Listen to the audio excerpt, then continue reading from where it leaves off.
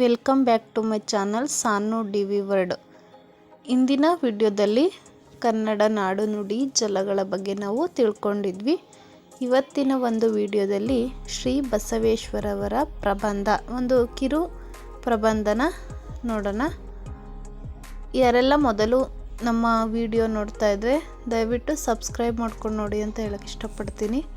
ಶ್ರೀ ಬಸವೇಶ್ವರರು, ಇದು ಒಂದು 5 ಅಂಕದ ಪ್ರಶ್ನೆಗಳಿಗೆ ಕೇಳ್ಬೋದು. ಪ್ರಬಂಧ: ಹಯ್ಯ ಎಂದರೆ ಸ್ವರ್ಗ, ಎಲವೋ ಎಂದರೆ ನರಕ, ಆಚಾರವೇ ಸ್ವರ್ಗ, ಅನಾಚಾರವೇ ನರಕ, ದಯೆಯೇ ಧರ್ಮದ ಮೂಲವಯ್ಯ, ಸತ್ಯವ ನುಡಿಯುವುದೇ ದೇವಲೋಕ, ಮಿಥ್ಯವ ನುಡಿಯುವುದೇ ಮರ್ತ್ಯಲೋಕ.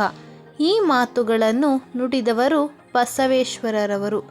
ಸುಮಾರು 800 ವರ್ಷಗಳ ಹಿಂದೆ, ಕ್ರಿಸ್ತಶಕ ಸುಮಾರು 1131, ಬಸವಣ್ಣನವರು ಈಗಿನ ಬಿಜಾಪುರ ಬಾಗೇವಾಡಿಯಲ್ಲಿ ಜನಿಸಿದರು. ತಂದೆ ಮಾದರಸ, ತಾಯಿ ಮಾದಲಾಂಬಿಕೆ. ಕಲ್ಯಾಣದ ದೊರೆ ಬಿಜ್ಜಳನ ಆಸ್ಥಾನದಲ್ಲಿದ್ದ ಬಲದೇವ ತನ್ನ ಸೋದರಳಿಯ ಬಸವೇಶ್ವರರಿಗೆ ತನ್ನ ಮಗಳು ಗಂಗಾದೇವಿಯನ್ನು ಕೊಟ್ಟು ಮದುವೆ ಮಾಡಿದರು. ಬಸವಣ್ಣನವರು ಬಿಜ್ಜಳನ ಆಸ್ಥಾನದಲ್ಲಿ ಶ್ರದ್ಧೆಯಿಂದ ನಿಷ್ಠೆಯಿಂದ ದುಡಿದು ದಕ್ಷ ಅಧಿಕಾರಿ ಎನಿಸಿಕೊಂಡರು. ಬಲದೇವ ಕಾಲವಾದ ಮೇಲೆ ಪ್ರಧಾನ ಮಂತ್ರಿಯಾದರು. ಜೊತೆಗೆ ದಂಡನಾಯಕ, ಕೇಶಾಧಿಕಾರಿಯೂ ಆದರು. ಉತ್ತಮ ಆಡಳಿತ ನಡೆಸಿದರು. ಬೊಕ್ಕಸವನ್ನು ತುಂಬಿದರು. ಶಿವಭಕ್ತರಿಗೆ ನೆರವಾದರು. ಬಸವಣ್ಣನವರು ಕಲ್ಯಾಣದಲ್ಲಿ ಅಲ್ಲಮಪ್ರಭು ಮೊದಲಾದ ಶಿವಭಕ್ತರ ನೆರವಿನಿಂದ ಅನುಭವ ಮಂಟಪವನ್ನು ಕಟ್ಟಿದರು. ಇಲ್ಲಿ ಶಿವಶರಣೆಯರು ಸೇರಿ ಧರ್ಮದ ಬಗ್ಗೆ ವಿವೇಚನೆ ನಡೆಸುತ್ತಿದ್ದರು. ಬಸವಣ್ಣನವರು ಕವಿಹೃದಯವುಳ್ಳ ವಚನಕಾರರಾಗಿದ್ದರು. ಇವರ ವಚನಗಳಲ್ಲಿ ಭಾವಗೀತೆಯ ತೀವ್ರತೆ ಹಾಗೂ ಮಧುರತೆ ಇದೆ. ಇವರು 1000ಕ್ಕೂ ಹೆಚ್ಚಿನ ವಚನಗಳು ದೊರೆತಿವೆ. ಕೂಡಲ ಸಂಗಮ ದೇವ ಎಂಬುದು ಇವರ ವಚನಗಳ ಅಂಕಿತ.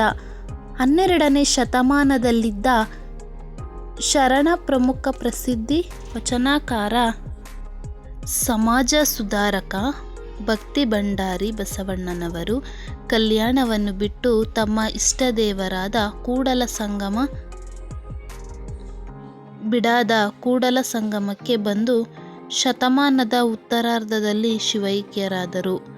ನೋಡಿ, ತುಂಬ ಸುಲಭವಾಗಿ ಪ್ರಬಂಧವನ್ನು ಬರೆಯಬಹುದು ಹಾಗೂ ನೆನಪಿನಲ್ಲಿಟ್ಟುಕೊಳ್ಳುವಂತಹ ತುಂಬ ಅರ್ಥಪೂರ್ಣವಾದ ಒಂದು ಬಸವಣ್ಣನವರ ಪ್ರಬಂಧ.